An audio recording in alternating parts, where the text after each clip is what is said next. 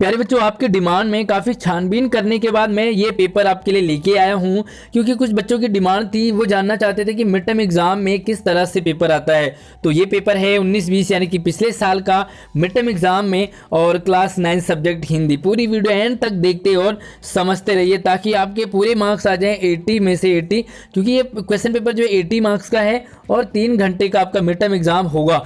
तो चलिए स्टार्ट करते हैं। आगे बढ़ने से पहले वीडियो को लाइक करके अपने सभी दोस्तों को भी जरूर शेयर कीजिए क्लास ग्रुप में। तो चलिए स्टार्ट करते हैं। और ये पेपर आपके लिए 4 खंड होंगे, का, ख, ग, घ। और जो पहला खंड होगा वो आपको, जैसे कि आपको पता है कि सबसे पहला जो सवाल है वो आता है अपठित गद्यांश और कविता। तो पहला सवाल है आपके पास कि निम्नलिखित गद्यांश को पढ़ करके पूछे गए प्रश्नों के उत्तर देने हैं। तो इस तरह से आपके पास एक गद्य है और ये अपठित गद्य, ये कि आपके सिलेबस से नहीं है, और ये गद्य आएगा। उसके बाद आपके पास कुछ 4-5 सवाल होंगे, और सवाल आपके वो MCQ टाइप के नहीं होंगे, यानी कि हर सवाल के बाद यहाँ पर लिखा हुआ है कि देखो पहला सवाल, ये दूसरा सवाल है, तीसरा, चौथा और 5वां है। तो देखो गद्यांश का भौतिक शीर्षक बताइए, साथ में 1 नंबर का, 2 नंबर का, कौन कितने नंबर का है, तो वो यहाँ पर भी आपको दिखेगा। तो पूरा एक्सप्लेन करके आपको इसके आंसर को लिखना है। और दूसरा सवाल रहेगा आपके लिए कविता। तो ये है अपठित काव्यांश। तो दूसरा सवाल है कि निम्नलिखित काव्यांश को पढ़कर कर पूछे गए प्रश्नों के आंसर देने हैं। तो ये भी आपके लिए अपठित कविता है, और उसके बाद आपको इस कविता को ध्यान से पढ़ना है और उसके बाद इसके उत्तर देने। तो ये भी आपके पास एक्सप्लेन करने वाले सवाल होंगे। और पहला सवाल 2 नंबर का है, दूसरा सवाल भी 2 नंबर का है, तीसरा, चौथा और 5वां 1-1 नंबर के हैं। तो इस तरह से ये रहता है 8 और 7 15, यानी कि 8 नंबर का गद्यांश होता है और 7 नंबर का आपका ये कविता रहती है। और अब आ जाता है हमारे पास खंड ख, जो कि आपको 15 मार्क्स का होता है, और ये आपके लिए ग्रामर रहता है, यानी कि व्यावहारिक व्याकरण है। और ये देखो जो तीसरा सवाल है वो उपसर्ग और प्रत्यय से रिलेटेड होता है। तो इसमें आपको उपसर्ग और मूल शब्द बताना है। इसमें आपको उपसर्ग की सहायता से 2 शब्द बनाने हैं। भुलक्कड़ शब्द में कौन सा प्रत्यय है और कौन सा मूल शब्द है। इसी तरह से एरा प्रत्यय से 2 शब्द बनाने हैं। तो ये 1-1 नंबर का आपके लिए 4 सवाल होंगे। उसके बाद आपको जो ख है वो रहेगा आपको समास वाले सवाल, है ना। तो समस्त पदों का विग्रह करके आपको समास का नाम बताना है। तो यहाँ पर भी ये 3 सवाल हैं, 1, 2, 3, और आपको समास का नाम भी बताना है और विग्रह भी करना है। तो ये 3 नंबर का, 1-1 नंबर का। उसके बाद देखो अर्थ के आधार पर वाक्य भेद आपको करने हैं। तो ये 2 आपको वाक्य दे रखे हैं 1-1 नंबर के, आपने इनकी पहचान करनी है कि किस तरह के वाक्य हैं। और उसके बाद यहाँ पर वाक्य परिवर्तन, यानी कि वाक्य से आपको 4 सवाल आएंगे, 2 आपको पहचान करने हैं और 2 में आपको परिवर्तन करना है। तो अंकित बैठकर पढ़ता है, इसे आज्ञावाचक में बदलना है, और कितना सुंदर घर है इसे विस्मयवाचक में बदलना है। और ये भी आपको 1-1 नंबर का होगा। अब देखो 5वां सवाल है, ये है अलंकार वाले। निम्नलिखित पद्यांशों में प्रयुक्त अलंकारों की पहचान कर उनके नाम लिखने हैं। अब देखो यहाँ पे 1, 2, 3 और 4 आपको कविता की लाइनें हैं, और इनसे आपको क्या करना है, इन पे अलंकार बताना है कि कौन सा अलंकार है।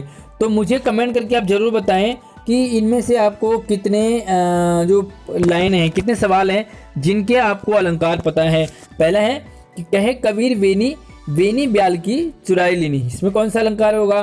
कूकी कूकी केकी कलित कुंजन करत कलोल, कौन सा अलंकार है। बड़ा आसान है।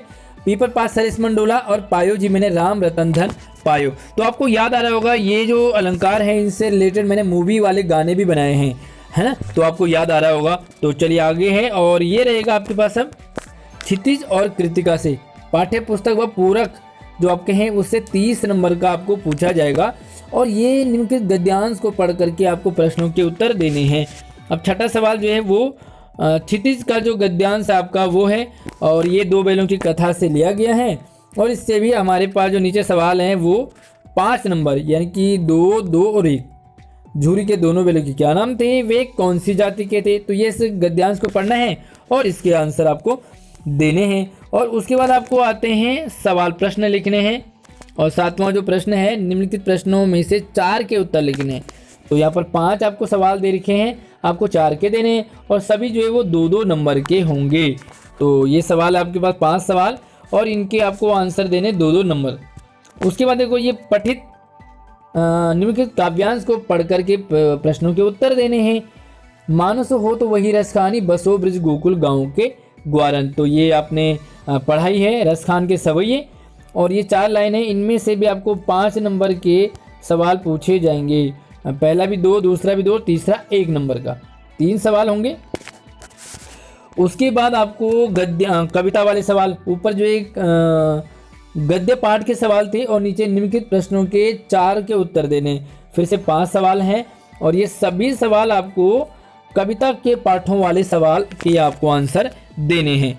तो सीक्वेंस आपको समझ में आ रहा होगा। कुछ आपको गद्य पाठों के सवाल हैं और इसी तरह से कविता पाठों के।